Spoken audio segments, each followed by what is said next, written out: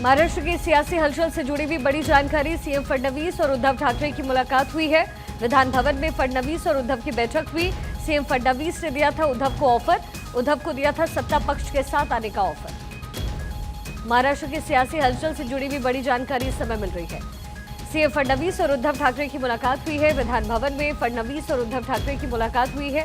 CM Fadnavis ने उद्धव को offer दिया था, उद्धव को सत्ता पक्ष के साथ आने का ऑफर मिला।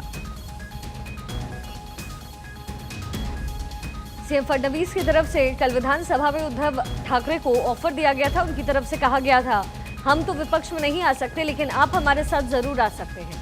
अब ऐसे में उद्धव ठाकरे और फडणवीस की मुलाकात हो रही है, जिससे महाराष्ट्र में इस समय हलचल नजर आ रही है। महाराष्ट्र की सियासत से जुड़ी हुई बड़ी जानकारी। महाराष्ट्र में क्या कोई खेला होने वाला है? क्या वाकई उद्धव ठाकरे फडणवीस के इस ऑफर को स्वीकार करने जा रहे हैं? कई तरीके की बातें इस समय हो रही हैं, क्योंकि उद्धव ठाकरे और फडणवीस की मुलाकात चल रही है। सीएम फडणवीस ने उद्धव को ये ऑफर दिया था और अब उद्धव ठाकरे और फडणवीस की इस समय विधान भवन में मुलाकात हो रही है। महाराष्ट्र की सियासी हलचल से जुड़ी हुई बड़ी जानकारी है। सीएम फडणवीस और उद्धव ठाकरे की मुलाकात हो रही है, तो क्या महाराष्ट्र की राजनीति में कुछ अलग होने वाला है? 20 मिनट की मुलाकात हुई है फडणवीस और उद्धव ठाकरे के बीच में, और क्या सियासत करवट लेती हुई नजर आ सकती है महाराष्ट्र में? ये एक अहम सवाल इस समय बना हुआ है।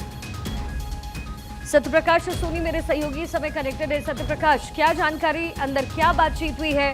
क्योंकि जो ऑफर दिया था फडणवीस ने, क्या वाकई उद्धव ठाकरे ने इसे स्वीकार किया है? बिल्कुल, देखिए कल औपचारिक तौर पर ही सही, लेकिन महाराष्ट्र मुख्यमंत्री देवेंद्र फडणवीस ने कहा था कि आपके पास कोई और चारा नहीं है, आप हमारे पाले में आ जाइए। हालांकि यह हंसते मुस्कुराते हुए ऑफर था, लेकिन उसे शायद गंभीरता से लिया गया है, और यही वजह है कि आज देवेंद्र फडणवीस और उद्धव ठाकरे की मुलाकात हुई है और विधानसभा में उपसभापति राम इंदिरा के एंटी चैम्बर में यह मुलाकात हुई है। 20 मिनट की मुलाकात में सामने जो चर्चा आई है वो बेहद रोचक है, क्योंकि कहा जा रहा है कि विरोधी पक्ष नेता को लेकर लगातार अटकलें लगाई जा रही थी। कई बार शिकायत भी स्पीकर से की गई थी, लेकिन चूंकि यह शिकायत स्वीकार की गई, उसके बाद जब और उद्धव फडणवीस की मुलाकात इससे भी बहुत खास हो जाती है, क्योंकि महाराष्ट्र में विरोधी पक्ष नेता नहीं चुना गया है। बार बार इसका निवेदन किया था। हालांकि भास्कर जाधव का नाम जो है इस बार फिर से एक बार सुझाया गया है, लेकिन सरकार इस पर क्या रवैया अपनाती है, इस पर लोगों को निकाय है।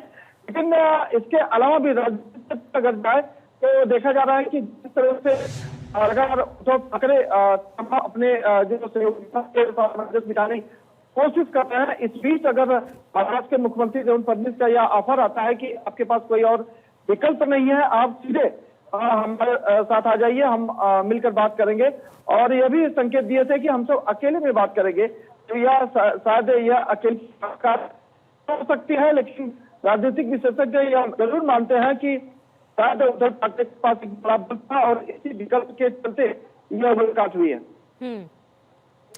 तो जाहिर तौर पर ये जो ऑफर मिला था, अब इसको लेकर के जो सियासी महकमा है वो इस समय यही चर्चा कर रहा है कि उद्धव ठाकरे जो फडणवीस से मुलाकात कर रहे हैं, तो महाराष्ट्र में जो गतिविधि है वो बदल सकती है, उद्धव का मूड बदल सकता है।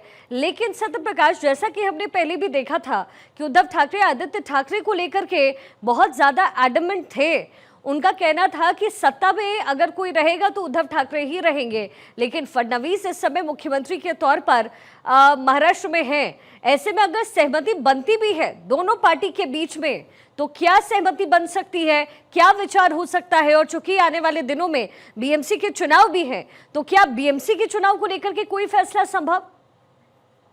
तो इससे हट सकता है, क्योंकि इस तरह की चर्चा महाराष्ट्र की राजनीति रही है। दिनों तस्वीरें सामने आई कि उद्धव ठाकरे और राज ठाकरे एक हो गए। अब इसमें जो मराठी वोट बैंक है वो एकजुट हो गया है। इससे फोड़ने का प्रयास जो है बिल्कुल हो जाए, लेकिन दूसरी तरफ यह भी अटकलें लगाई जा रही थी कि एकनाथ शिंदे को कमजोर करने का प्रयास भी बार बार किया गया। क्या यह भावना से ऑफर दिया गया है, और यही उद्धव ठाकरे को यह ऑफर है वो बेहद लगा रहा है, और इस लिए मुलाकात खास हो जाती है। जाहिर तौर पर मुंबई महानगर पालिका का एक साथ चुनाव भी है, तो दूसरी तरफ एकनाथ शिंदे के साथ सरकार के साथ अब तक जो बन चाहिए वो की सहमति नहीं बन पा रही है। कई बार शिकायतें आई कि दोनों के बीच में नाराजगी चल रही है। उनके मंत्रिमंडलों के बीच में भी ये जानकारी सामने आई कि उनके मंत्री काफी नाराज चल रहा है, क्योंकि फंडिंग का मामला है। अजीत पवार को ज्यादा तवज्जो दी जाती है, एकनाथ शिंदे को तवज्जो कम दी जा रही है। ऐसे समय में उद्धव ठाकरे सरकार के साथ आते हैं या भारतीय जनता पार्टी के साथ आते हैं, तो जाहिर तौर पर एक तो जैसा कि आपने कहा ठीक है, आदित्य ठाकरे को लेकर हमेशा चर्चा करते रहे हैं, अब ऐसे आते हैं तो जाहिर तौर पर सबसे बड़ी जीत जो है कहीं न कहीं उद्धव ठाकरे की हो सकती है, और